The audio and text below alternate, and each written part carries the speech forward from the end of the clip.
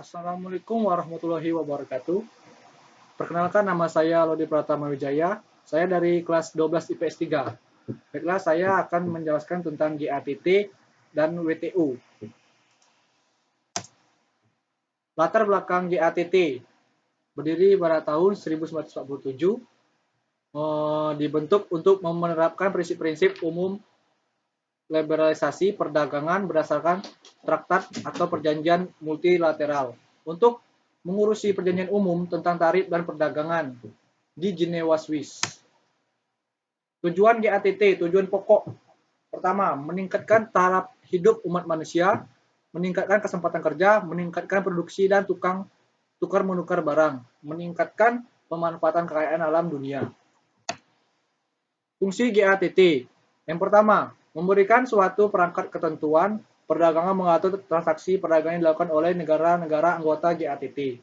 Kedua, sebagai suatu forum atau wadah perundingan perdagangan dan diupayakan agar praktek perdagangan dapat dibebaskan dari rintangan-rintangan yang mengganggu liberalisasi perdagangan.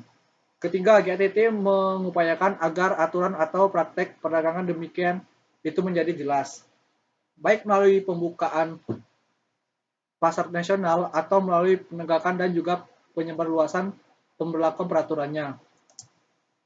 Prinsip-prinsip GATT, yaitu prinsip Most Favored Nation atau MFN, prinsip perlakuan khusus bagi negara perkembangan, prinsip National Treatment, prinsip transparansi, yaitu prinsip larangan restriksi, prinsip pelindungan melalui tarif, dan prinsip resiprositas.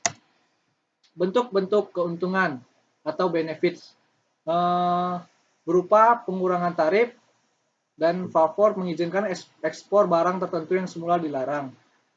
Free flag, pengecualian dari pajak. Immunity, pengecualian dari keharusan melakukan health hazard test. Kewajiban negara untuk memberikan keuntungan di atas immediately dan unconditional pada produk sejenis dari semua negara.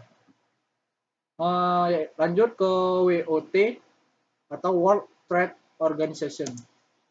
Latar belakang didirikan berawal dari putaran Uruguay tahun 1986 sampai 1994 serta perundingan-perundingan sebelum yang semuanya di bawah GATT. Terdiri dari 160 negara anggota dengan 24 negara pengamat dan bermarkas di Jenewa atau Swiss. Disahkan sebagai Organisasi Perdagangan Dunia pada 1 Januari 1995. Oke, next. Tujuan. Bertujuan untuk mendorong perdagangan bebas dan mengurangi dan menghilangkan hambatan-hambatan perdagangan. Menyediakan forum perundingan perdagangan internasional. Menyelesaikan sengketa dagang, memantau kebijakan perdagangan di negara-negara anggota. Tujuan hukum perdagangan internasional. 1. Mencapai perdagangan internasional yang stabil. 2. Meningkatkan volume perdagangan dunia. 3. Mengembangkan sistem perdagangan multilateral. 4. Meningkatkan pemanfaatan sumber-sumber kekayaan dunia. Terus meratifikasi perjanjian WTO, yaitu di Indonesia. Menurut Undang-Undang Nomor 7 1994. Bidang pertanian.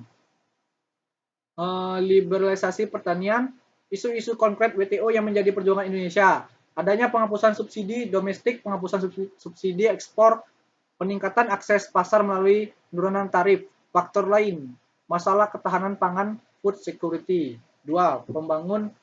Pembangunan pendesaan. 3. Pengentasan kemiskinan. Bidang pertanian, perjuangan Indonesia terkait dengan faktor yang menjadi tulang punggung pembangunan. 1. Ketahanan pangan. 2. Pembangunan desa. 3. Pengurangan kemiskinan. Pengecualian terhadap produk strategis Indonesia memperjuangkan penurunan tarif atau produk pertanian, memperhatikan kepentingan negara berkembang dan tidak semata-mata menekankan pembukaan pasar.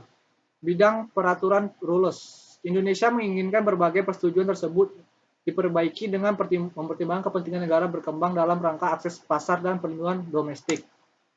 Bidang jasa pandangan Indonesia bahwa proses liberalisasi jasa sebaiknya dilakukan secara bertahap, seiring dengan pemberdayaan dan penguatan industri jasa modal. Bidang kesehatan masyarakat atau public health dan TRIPS. Lisensi wajib tidak diterapkan atas produksi obat-obatan yang bertujuan kemanusiaan. Masih adanya pengawasan untuk negara berkembang.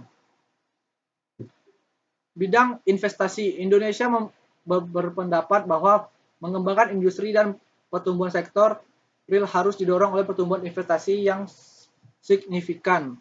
Indonesia untuk kebijakan investasi yang transparan dan non-diskriminatif. Bidang lingkungan, Indonesia kebijakan lingkungan tidak diatur dalam WTO.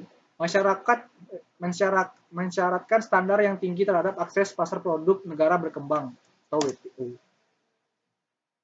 Terima kasih. Wassalamualaikum warahmatullahi wabarakatuh.